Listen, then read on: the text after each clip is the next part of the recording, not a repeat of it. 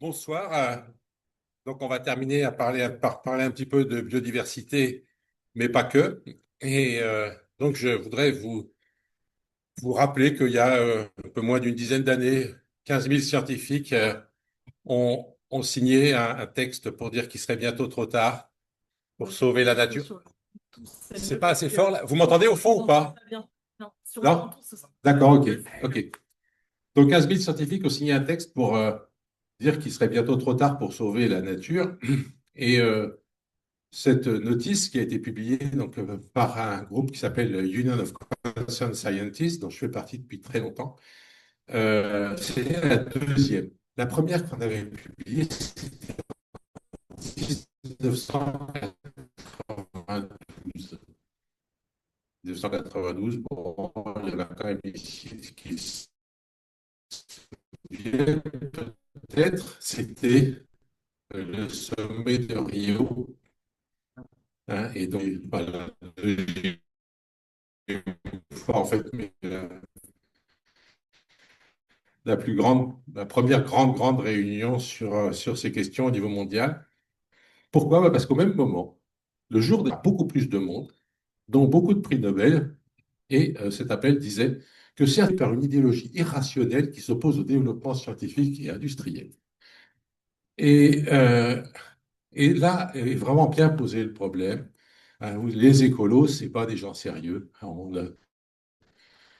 a dit que c'était d'ailleurs comme des pastèques assez verts dehors et rouges dedans. Et, et, euh, et donc, il y a une opposition, si vous voulez, entre le fait de vouloir défendre l'environnement et ce progrès scientifique et industriel qui ont travaillé là-dessus. Alors, l'appel de Heidelberg, figurez-vous qu'il avait été écrit par les communicants de l'amiante avec l'aide de l'industrie du tabac, qui avait qui, dès les années 50, a inventé un nouveau concept que des sociologues américaines et américains ont appelé les marchands de doute, et qui sont des gens qui sont payés, bien payés, pour, pour faire ignorer aux gens la réalité scientifique qui dérange leurs employeurs. Donc, ça a été d'abord les marchands de tabac, puis l'amiante, et puis après, ça a été les pétroliers et les gens du charbon pour le climat. Et aujourd'hui, je vous dis par rapport aux pesticides. Euh, on va y revenir. Donc, d'ailleurs, quand cette notice est sortie, alors il y a un journaliste qui travaille vraiment sur ces questions en France, qui s'appelle Stéphane Foucard, il est au Monde. Donc, je vous conseille non seulement c'est un repris, mais immédiatement, les sites de marchands de doute français se sont déchaînés. Celui-là, il est très bien, par exemple, il s'appelle Agriculture, alimentation, santé publique, soyons rationnels. Alors, quand vous avez le mot rationnel dans un titre, sachez-le, ça veut dire que c'est des marchands de doute. Hein. C'est pratiquement. Les rationalistes se sont appropriés le truc. Vous voyez, 15 000 scientifiques signent n'importe quoi sur l'avenir de la planète, disent-ils, et voilà, d'ailleurs, dans la page d'après, ils qualifient encore mieux le n'importe quoi. Voilà. Ah oui, alors, le sous-titre, hein, osons l'avenir pour nos enfants et nous. Les écolos n'osent pas, ces gens heureux. Voilà, tout ça, donc, cette opposition entre nature et progrès, c'est une vieille opposition. En fait, elle date de la naissance même du progrès au sens actuel, enfin, au sens qui a été donné à ce terme au XVIIIe siècle, dans le siècle des Lumières, hein, et qui a duré jusqu'à, disons, jusqu'à la fin du XXe siècle. Je ne suis pas sûr qu'il survive au XXIe. Je vous dirai pourquoi peut-être tout à l'heure, mais voilà, vous voyez, pour vous donner un exemple, hein, la Commission internationale de Chicago,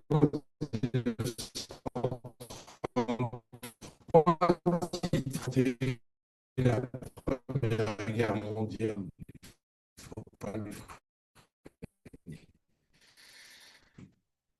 Dans ce cadre-là, la nature, d'un côté, vous avez Rousseau qui vous dit que la nature est harmonieuse et que les humains, pas du tout. Bon, moi, je travaillais au muséum. Là, on avait un directeur au Jardin des Plantes à Paris qui s'appelait Bernardin de Saint-Pierre et qui expliquait que la nature avait tout fait pour que les hommes soient heureux, que la citrouille a été inventée pour inviter les voisins, etc. Donc, vous voyez, un monde plus grand naturaliste du XVIIIe siècle Voilà, ça, c'est juste devant moi. C'est la nature sauvage, hein, ce que les anglo-saxons appellent la wilderness. Et alors, bon, il était un peu industriel sur les bords, hein. Il avait construit des forges à Montbard, près de Dijon. Peut-être c'est pour ça. Et Buffon, qu'est-ce qu'il dit? Ben, il dit que la nature sauvage est affreuse. Alors, il dit que les tristes contrées où l'homme n'a jamais résidé, je vous ai mis quelques phrases, il y en a plusieurs pages comme ça, hein. C'est qu'un espace encombré, traversé de vieux arbres chargés de plantes parasites, de lichens, d'agarics, fruits impurs, de la corruption. Ça, c'est pour le haut. Le bas, des eaux mortes et croupissantes qui ne nourrissent que des insectes vénéneux et servent de repère aux animaux immondes. Voilà, et l'homme là-dedans, qu'est-ce qu'il dit? Eh ben, la nature brute est hideuse et mourante, hein. Desséchons ces marais, animons ces eaux mortes, mettons le feu à cette bourre superflue, à ces vieilles forêts déjà demi-consommées, achevons de détruire avec le fer ce que le feu n'a pas pu consumer. Bientôt, au lieu du jonc du nénuphar dont le crapaud composait son venin, une nature nouvelle va sortir de nos mains. Quelle est belle cette nature cultivée. Voilà un hymne, si vous voulez, à l'artificialisation totale de la nature par Buffon, qui a évidemment son nom non seulement à l'Académie française, mais bien sûr à l'Académie d'agriculture. Bon, alors, j'étais très content de pouvoir faire cette photo. Et, et donc, je vais vous dire que le problème, c'est que pour comprendre, pour pouvoir sauvegarder la nature, il faut déjà la comprendre. Et qu'une difficulté de la nature qu'on a, elle est enfouie dans notre culture extraordinairement fausse, qui est celle de la genèse d'un jardin comme ça, maintenu, qui sera peut-être un peu détruit, mais sur lequel il faudrait revenir. Je connais beaucoup d'écolos qui disent aux équilibres de la nature. Et je peux vous dire que l'équilibre n'existe pas. C'est-à-dire que ça n'a pas arrêté de bouger depuis le début. Et ça, c'est Darwin qui nous l'explique. J'assume la biodiversité dans ce schéma que je n'ai pas le temps de vous expliquer aujourd'hui, mais je voudrais juste, le temps va de bas en haut, puis l'axe horizontal, c'est l'axe de la niche écologique, pour prendre un mot, faire un anachronisme, hein. Et donc, à chaque instant, un groupe d'individus, mettons le groupe A, va fabriquer des choses nouvelles. Ces choses nouvelles vont rentrer en compétition les unes avec les autres parce qu'elles ont des niches proches. Du coup, la plupart vont s'éteindre, surtout ceux du milieu qui sont coincés. Et du coup, c'est les autres qui vont se développer et progressivement, les lignées vont diverger. Et donc, la biodiversité se construit constamment par ces divergences et elle se détruit constamment par ces extinctions. Donc, la biodiversité, c'est une dynamique et pas un état. On n'est pas dans l'Éden. Ça, c'est pas un truc qui bouge pas. Dynamique constante de divergence et d'apparition de formes nouvelles. Donc, c'est un processus plus compliqué que ce qu'il en a l'air. Et qu'évidemment, vous avez les choses telles quelles. Les gens qui vous disent qu'ils vont mettre les choses au frigo, etc., ils n'ont rien compris. Que si jamais vous voulez conserver la biodiversité, ce qu'il faut conserver, c'est la dynamique. Et ça, c'est un peu plus, c'est beaucoup plus compliqué que de conserver les espèces une par une, ce qui est déjà faisable le nombre d'espèces, mais en plus, qu'on agit de maintenir une dynamique. Et c'est normal qu'il y ait des formes qui s'éteignent, mais pour que la biodiversité se maintienne, il faut que les extinctions soient compensées par les apparitions de nouveautés. Celle-là, dans un mouvement dynamique, eh bien, il peut y avoir une dynamique qui s'effondre ou une dynamique qui se maintient selon que les équilibres des forces sont corrects ou pas. Ça va, c'est clair? Donc, et évidemment, ça veut dire qu'il faut un peu repenser notre vision de la biodiversité et ne plus penser qu'on peut la conserver telle qu'elle. Et dans ce cadre-là, eh bien, la taille des populations, c'est important. Parce que qu'est-ce qui permet dans ce schéma de fabriquer de la nouveauté? C'est le fait qu'il y a beaucoup de monde. Et que du coup, il y a plein de variations différentes qui vont apparaître et que certaines vont correspondre justement à ce qu'il faut par rapport aux contraintes de l'environnement à ce moment-là. Donc, les effectifs des populations sont un élément essentiel de cette dynamique positive de la biodiversité. Pourquoi j'insiste sur le fait que la taille est importante? Et bien parce que justement, à l'heure actuelle, ce qu'on voit le plus comme effondrement, c'est un effondrement de la taille. Donc, Donc, premier point, la biodiversité est par essence dynamique. Le mode de la diversité génétique, elle dépend du réservoir et donc de la taille des populations. Or, qu'est-ce qui se passe actuellement? Un effondrement des tailles de population qui est général, qui est massif. Le premier résultat qu'on a eu, celui qui a commencé à vraiment nous choquer, c'était il y a quelques années, que maintenant, eh bien, c'est une étude qui a montré en Europe que 75% de la biomasse d'insectes volants avait disparu en 27 ans. 75% en 27 ans, c'est une vitesse d'effondrement monstrueuse. On voit bien que décennies, on arrive vraiment à total. Alors, il y a eu plein d'autres études, par exemple, là, c'est des mesures en Angleterre sur des plaques d'immatriculation. Et en l'espace de 17 ans, on a vu une. Et la question, c'est pourquoi ça arrive, ça? Alors, on y reviendra. Je ne sais pas si vous avez tout ce que c'est que l'IPBES. L'IPBES, non? Alors, l'IPBES, c'est pareil que le GIEC. l'IPBES, enfin, pas de personne, mais il n'y a que le GIEC qui s'appelle GIEC que en français. Ailleurs, il s'appelle IPCC. Et les IP, c'est le même pour IPBES et pour IPCC, c'est Intergovernmental Panel. Je voudrais vous dire que le GIEC comme l'IPBES ne sont pas des groupes de scientifiques. Il y a des scientifiques qui travaillent dedans, mais ce qui est publié, c'est un rapport intergouvernemental et c'est donc très, très hautement politique. Et ne croyez donc pas que ça ne soit pas filtré politique. Et c'est d'autant plus filtré politiquement que pour ce qui concerne l'environnement et la biodiversité, bah, l'activité majeure qui agit sur notre environnement hors des villes, c'est évidemment l'agriculture. L'agriculture, c'est un travail traditionnellement très difficile. On peut le représenter de façon bucolique comme ça, mais n'empêche que les types qui sont couchés par terre, c'est pas parce qu'ils sont paresseux, c'est parce qu'ils sont épuisés. Et donc, on a simplifié le travail. Et au cours du XXe siècle, on a mis en place une agriculture industrielle qui est celle que vous connaissez aujourd'hui.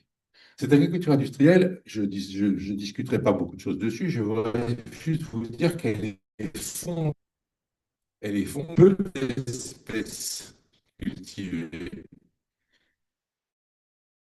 quelques variétés, très peu différentes les unes des autres, et très homogènes.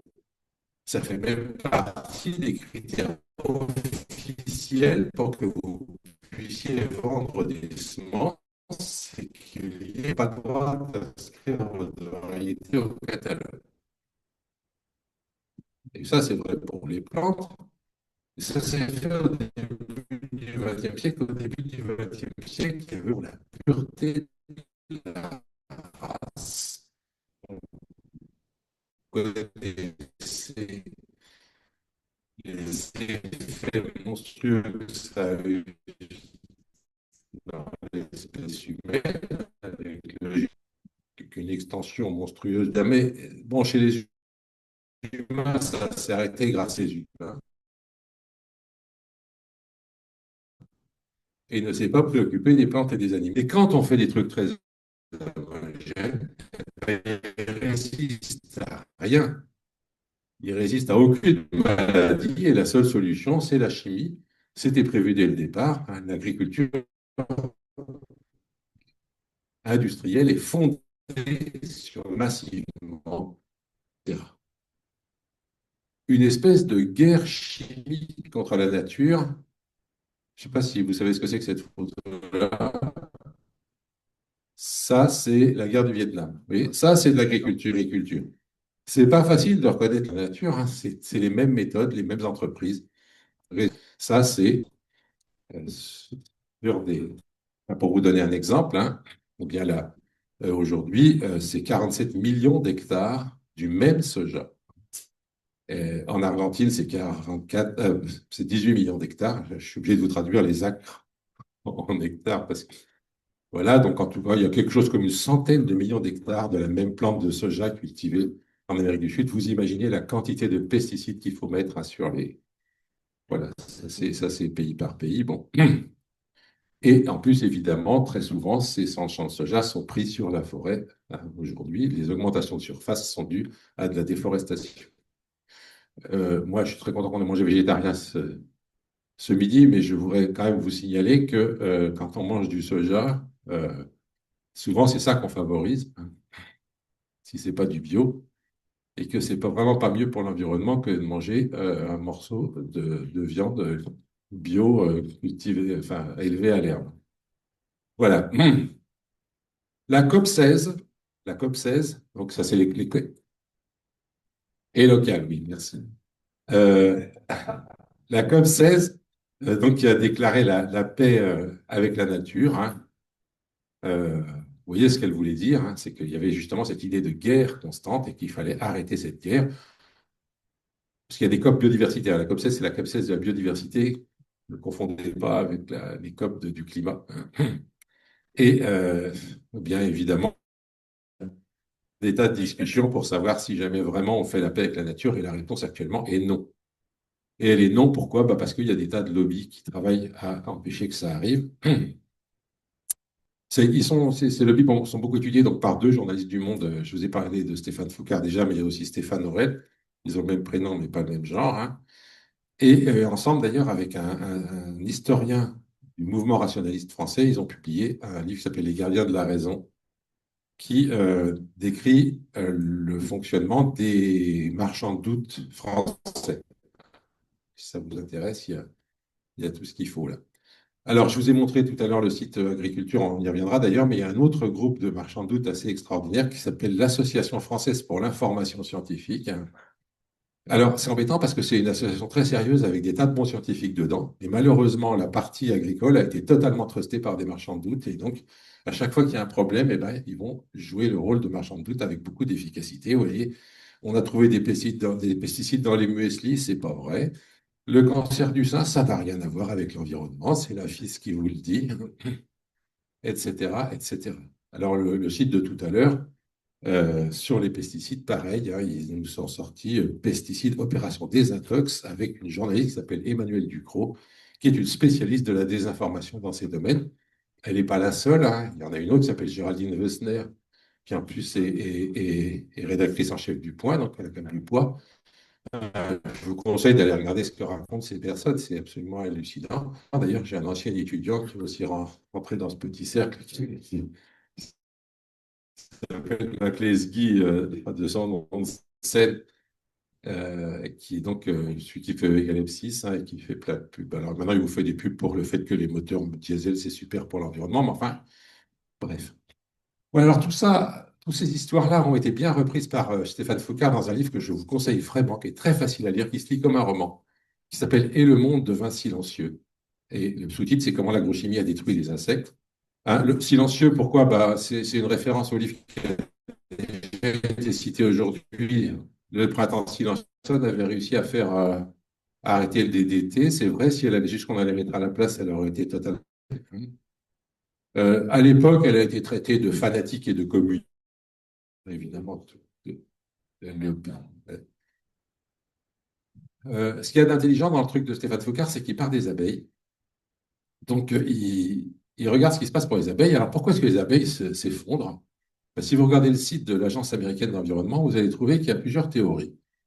Mais le premier élément qui est le plus connu, ben, c'est le varroa, qui s'appelle, son vrai nom latin, c'est Varroa destructor, hein, il porte bien son nom. C'est une petite tique qui, vous voyez, elle est là sur le dos de l'abeille, hein, qui lui suce son hémolymphe et qui lui transmet des maladies. Et puis,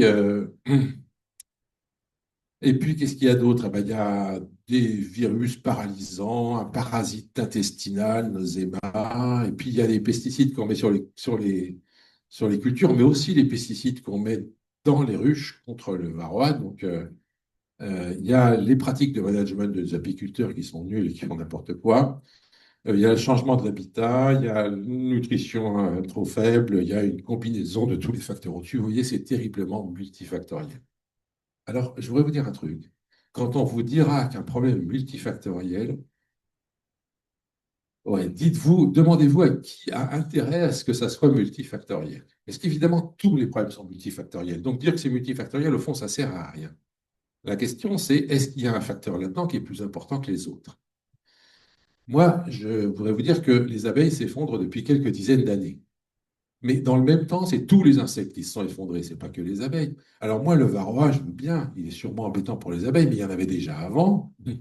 Et je ne vois pas du tout comment c'est possible que le varroa, ça soit la raison pour les abeilles, et puis que pour chaque espèce d'insecte, il y a un machin qui, depuis quelques dizaines d'années, fasse qu'il s'effondre. Qu'est-ce qu'il y a de vraiment nouveau dans l'environnement des insectes, hein, depuis quelques dizaines d'années? Il y a une seule chose, hein, alors, on ne parle pas, c'est les pesticides. Et dès le début, les apiculteurs ont accusé les pesticides d'être responsables de l'effondrement des colonies d'abeilles.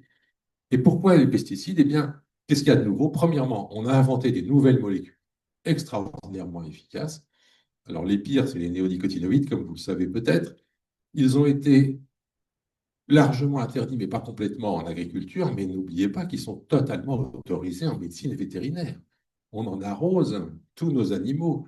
Je ne sais pas si vous avez un chien ou un chat, mais si c'est le cas et que vous allez chez le véto, il va vous proposer une petite pilule, il va vous dire c'est génial, il prend ça pendant 3 mois, il est protégé contre les puces et les tiques. Ben, devinez ce qu'il y a dans la pilule. Des néoniques, bien sûr. Donc à chaque fois que votre chat ou chien fera pipi dans la nature, il ira foutre des néonicotinoïdes dans la nature. Autre aspect, qu'est-ce qu'on a fait de nouveau en plus de faire des molécules de plus en plus efficaces? On en met de plus en plus. Ça a été dit et redit, j'y reviendrai un tout petit peu. On en met non seulement de plus en plus, mais on en met tout le temps. Aujourd'hui, des plantes de grande culture, quand elles sont semées, vous voyez en haut à droite, c'est des grains de maïs. Et ben, vous ne verrez pas semer des grains comme ça dans les grandes fermes.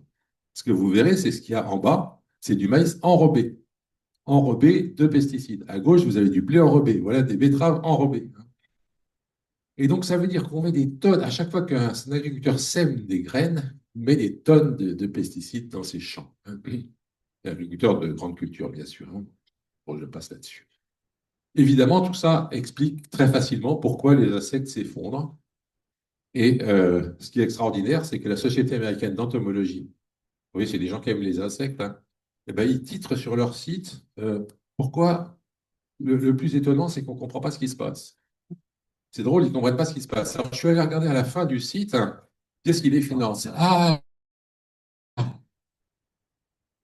bah, il a recorté ma BSF. Ah, bah oui, bah, d'accord, je comprends qu'ils ne comprennent pas. Hein. Donc, c'est extraordinaire. Des gens qui aiment les insectes et qui se font financer par des types dont le métier est de les détruire. Bon, enfin, bref.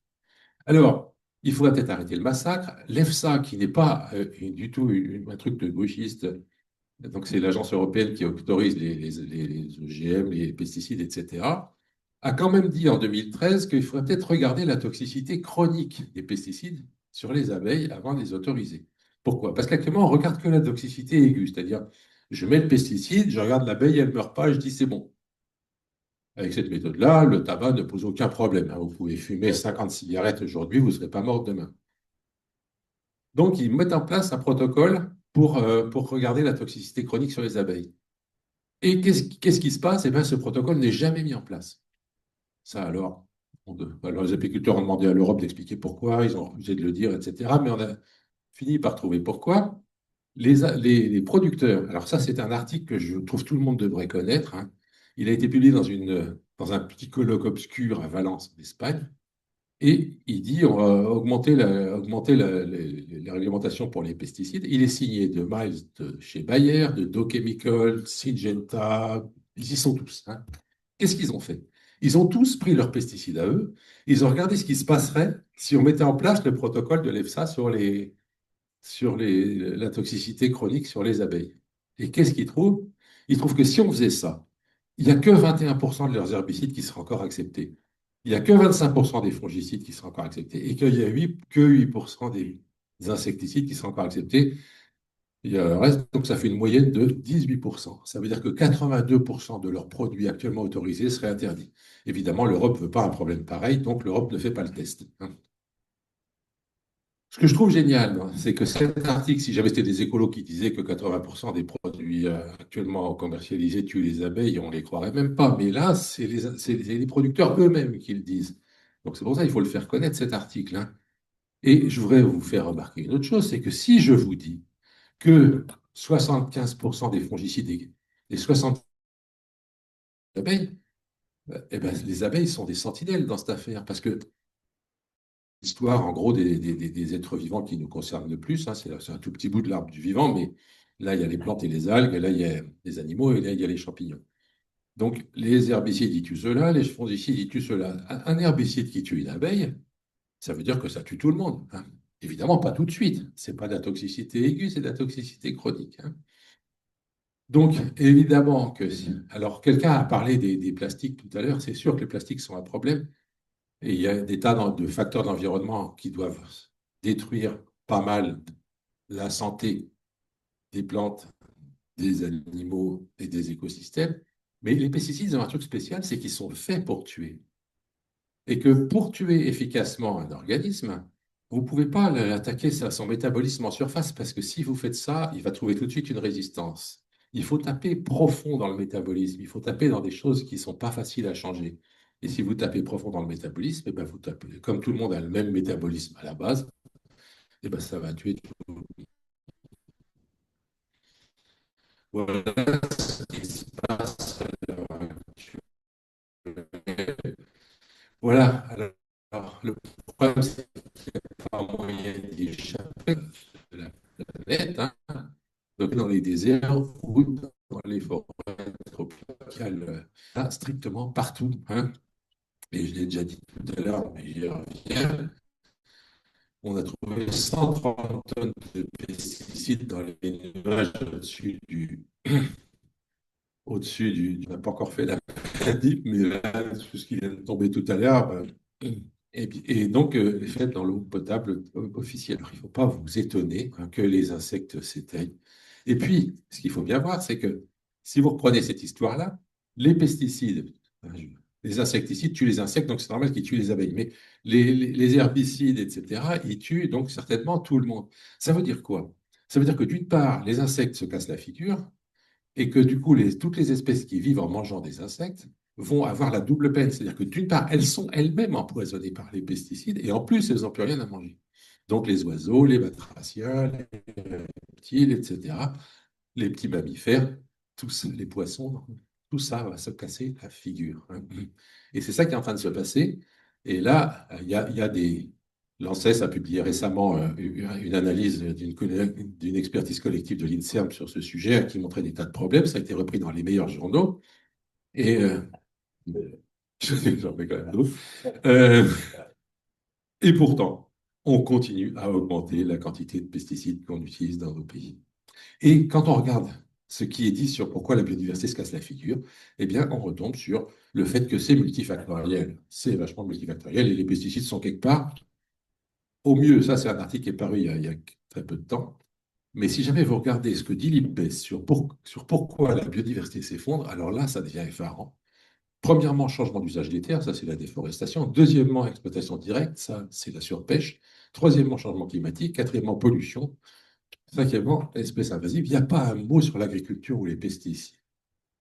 Alors, je voudrais vous dire que je pense que le fait que la biodiversité se casse la figure, c'est probablement le plus gros problème qu'on va avoir dans l'avenir. Voilà, tu te laves bien les mains, ça ira bien, mais bon. Et effectivement, ça nous ouvre sur ce problème d'une seule santé. Je ne vais pas y revenir puisque tout le monde en a déjà parlé. Mais je voudrais vous dire qu'il y a l'agriculture homogénéisante est donc une catastrophe pour cette santé globale, hein. Parce que, évidemment, on a fait ça, on a parlé des plantes, mais parlons aussi des animaux, les oiseaux, hein, voilà comment on les élève, les vaches, voilà, ça c'est des cochons. Et encore, j'ai pris une photo où ils sont propres, hein, parce que, bon. Mais vous savez qu'actuellement, des gratte-ciel à cochons, hein, qu'est-ce que vous pouvez rêver de mieux pour fabriquer une épidémie, une zoonose que ça, hein? Donc c'est clair que l'élevage industriel est en train de produire, hein, des zoonoses. Donc on a d'une part l'homogénéisation des plantes qui a une concentration, qui crée que cette agriculture industrielle qui repose sur l'homogénéité aussi bien des plantes que des animaux, eh ben, elle n'est pas viable et qu'elle va foutre en l'air la santé globale, hein, la santé aussi bien des humains que celle des écosystèmes, biodiversité parce que tout le monde s'en fout. Mais d'ici peu, on va quand même peut-être voir des effets suffisants sur la santé humaine pour que ça finisse par bouger. Et les plus grands épidémiologistes sont d'accord là-dessus. Il y a des débats sur comment est-ce que la biodiversité agit sur les zoonoses. C'est pas évident de dire que plus il y a de diversité dans un écosystème, moins il y aura de zoonoses. En revanche, ce qui est sûr, c'est que l'agriculture homogénéisante, ça, c'est une catastrophe. Tout le monde est d'accord. Et donc, il va falloir qu'on change notre mode de production. Il n'y a absolument pas d'autre solution. Et je pense que c'est une charge très lourde qu'on est en train de mettre sur les générations à venir. Et malheureusement, ce n'est pas tous les scientifiques qui sont conscients de ce problème. Beaucoup croient encore au progrès.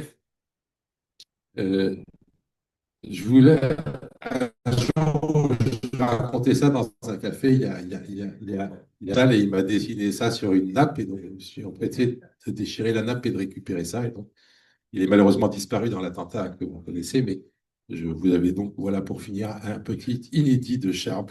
Je vous remercie.